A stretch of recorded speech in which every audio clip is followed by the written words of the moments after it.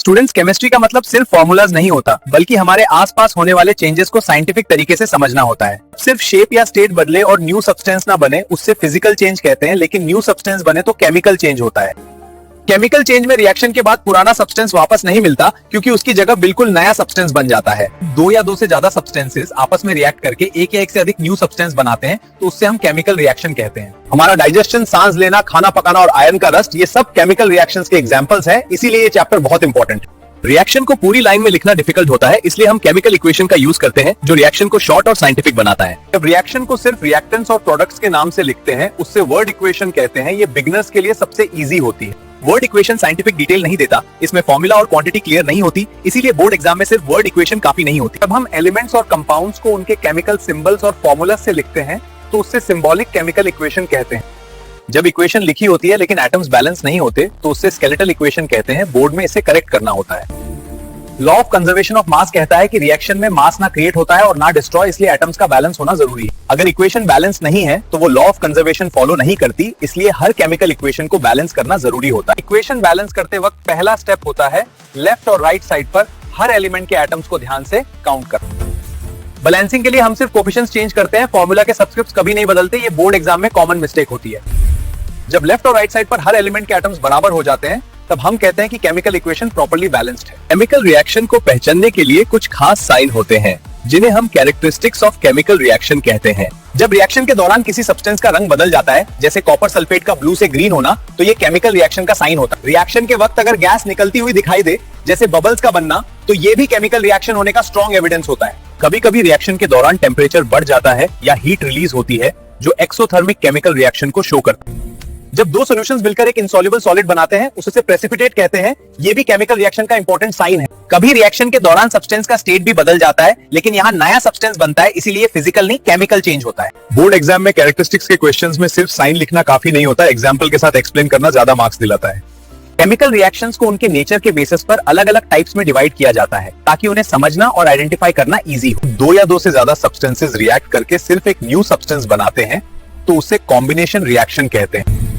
Magnesium को जब oxygen के साथ बंद किया जाता है, तो मैग्नीशियम ऑक्साइड बनता है। ये एक क्लासिक एग्जांपल है कॉम्बिनेशन रिएक्शन का। जब एक कंपाउंड ब्रेक होकर दो या उसे ज्यादा सिंपल सब्सटेंसेस में टूट जाता है, तो इस रिएक्शन को डीकंपोजिशन रिएक्शन कहते हैं। हीट देने पर कंपाउंड टूट जाता है, जैसे कैल्शियम कार्बोनेट का कैल्शियम ऑक्साइड और कार्बन डाइऑक्साइड में ब्रेक होना, उसे थर्मल डीकंपोजिशन कहते हैं। इलेक्ट्रिसिटी की मदद से कंपाउंड को तोड़कर सिंपल सब्सटेंसेस बनाए जाते हैं, तो उससे इलेक्ट्रोलाइटिक डीकंपोजिशन रिएक्शन कहते हैं। जब सनलाइट की प्रेजेंस में कंपाउंड टूट जाता है, जैसे सिल्वर क्लोराइड का सिल्वर और क्लोरीन में बदलना, तो ये फोटोकेमिकल डीकंपोजिशन रिएक्शन होती है। जब कोई more reactive element less reactive element को उसके कंपाउंड से बाहर निकाल देता है, तो उससे डिस्प्लेसमेंट रिएक्शन कहते हैं। आयरन कॉपर से ज्यादा रिएक्टिव होता है, इसलिए वो कॉपर सल्फेट सॉल्यूशन से कॉपर को डिस्प्लेस कर देता है। ये डिस्प्लेसमेंट रिएक्शन का क्लियर एग्जांपल है।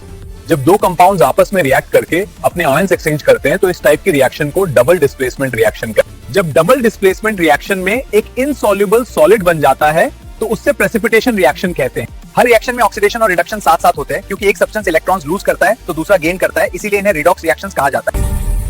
बोर्ड एग्जाम में रिएक्शन का टाइप पहचानने के लिए सिर्फ इक्वेशन नहीं, उसका पैटर्न और बिहेवियर समझना जरूरी होता है। ऑक्सीडेशन का मतलब होता है इलेक्ट्रॉन्स का लॉस होना या ऑक्सीजन का गेन होना। ये कॉन्सेप्ट बोर्ड एग्जाम में डायरेक्ट पूछा जाता है। रिडक्शन ऑक्सीडेशन का ऑपोजिट होता है, इसमें सब्सटेंस इलेक्ट्रॉन्स गेन करता है या ऑक्सीजन को लूज करता है। ये डेफिनेशन एग्जाम के लिए बहुत इंपॉर्टेंट है। ऑक्सीडेशन और रिडक्शन कभी अलग नहीं होते, क्योंकि जब एक सब्सटेंस इलेक्ट्रॉन्स लूज करता है, तो कोई दूसरा उन्हें जरूर गेन करता है। सब्सटेंस दूसरे को ऑक्सीडाइज करता है, उससे ऑक्सीडाइजिंग एजेंट कहते हैं, और जो रिडक्शन करवाता है उससे रिड्यूसिंग एजेंट कहा जाता है। कॉन्सेप्ट बोर्ड में मार्क्स दिलाता है, इसलिए इसको अच्छे से अंडरस्टैंड करना बहुत जरूरी है। बोर्ड एग्जाम में रिडॉक्स क्वेश्चंस में पहले ऑक्सीडेशन और रिडक्शन आइडेंटिफाई करो, फिर एजेंट्स को मार्क करो। ये मेथड गलतियों से बचाता है। ऑक्सीडेशन सिर्फ लैब तक लिमिटेड नहीं होता, इसका इफेक्ट हम डेली लाइफ में भी देखते हैं, जैसे मेटल्स का खराब होना और फूड का स्पॉइल होना। मेटल्स धीरे धीरे एयर और मॉइस्चर के कांटेक्ट में ऑक्सीडाइज होकर डैमेज हो जाते हैं, तो इस प्रोसेस को कोरिजन कहते हैं। आयरन में रस्ट तभी लगता है जब ऑक्सीजन और मॉइस्चर दोनों प्रेजेंट होते हैं, इसीलिए ड्राई एयर या वाटर में अकेला रस्ट नहीं लगता। एक स्लो केमिकल रिएक्शन है, जिसमें आयरन ऑक्सीजन और वाटर के साथ रिएक्ट करके हाइड्रेटेड आयरन ऑक्साइड बनाता है। ये इक्वेशन बोर्ड एग्जाम के लिए इंपॉर्टेंट है। कोरिजन को रोकने के लिए पेंटिंग, ऑयलिंग, गैल्वेनाइजेशन और एलॉइंग जैसे मेथड्स यूज किए जाते हैं। ये क्वेश्चन बोर्ड एग्जाम में फ्रीक्वेंटली आता है। जब ऑयली या फैटी फूड ऑक्सीजन के कांटेक्ट में आकर स्मेल और टेस्ट खराब कर देता है, तो इस प्रोसेस को रैंसिडिटी कहते हैं। रैंसिडिटी को रोकने के लिए फूड को एयर टाइट कंटेनर्स में रखते हैं, रेफ्रिजरेशन करते हैं और पैकेट्स में नाइट्रोजन गैस भरी जाती है। बोर्ड एग्जाम में ऑक्सीडेशन इफेक्ट्स के आंसर्स लिखते वक्त डेफिनेशन के साथ एग्जांपल और प्रिवेंशन लिखना जरूरी होता है, जिसे फुल मार्क्स मिलते हैं। रिएक्शंस एंड इक्वेशन चैप्टर से बोर्ड एग्जाम में हर साल लगभग 5 से 8 मार्क्स के क्वेश्चंस आते हैं, इसलिए इस चैप्टर को कभी इग्नोर नहीं करना चाहिए। बोर्ड एग्जाम में सबसे ज्यादा रिपीट होने वाले questions balancing equations, reaction types और रस्टिंग जैसे टॉपिक से आते हैं। इनको स्पेशल फोकस के साथ पढ़ना जरूरी है। स्टूडेंट्स अक्सर बैलेंसिंग में सबस्क्रिप्ट्स चेंज कर देते हैं या डेफिनेशंस अधूरी लिख देते हैं। ये छोटी गलतियां मार्क्स का बड़ा नुकसान करवा देती हैं, इसलिए इस पर स्पेशल फोकस करना चाहिए। बोर्ड एग्जाम में परफेक्ट आंसर लिखने के लिए डेफिनेशन, इक्वेशन, एग्जाम्पल और डायग्राम को प्रॉपर सीक्वेंस में लिखना चाहिए, क्योंकि इसी से एग्जामिनर इंप्रेस्ड होता है और अच्छे मार्क्स देते हैं। एग्जाम से एक दिन पहले सिर्फ रिएक्शंस, उनके टाइप्स और ऑक्सीडेशन के इफेक्ट्स रिवीजन करो। ये स्मार्ट रिवीजन ज्यादा मार्क्स दिलाता है। अगर आपने इस चैप्टर को कॉन्सेप्ट के साथ समझ लिया तो केमिस्ट्री का डर खत्म हो जाता है और बोर्ड एग्जाम में अच्छे मार्क्स लाना बिल्कुल पॉसिबल हो जाता है। इस चैप्टर के बाद हम अगला high scoring chapter acids, basis and salt start करेंगे, जहां से भी बोर्ड एग्जाम में अच्छे मार्क्स आते हैं। अगर आपको ये चैप्टर समझ आया तो वीडियो को लाइक करें, चैनल सब्सक्राइब करें, क्योंकि यहाँ बोर्ड एग्जाम 2026 के लिए हर चैप्टर कॉन्सेप्ट के साथ पढ़ाया जाता है।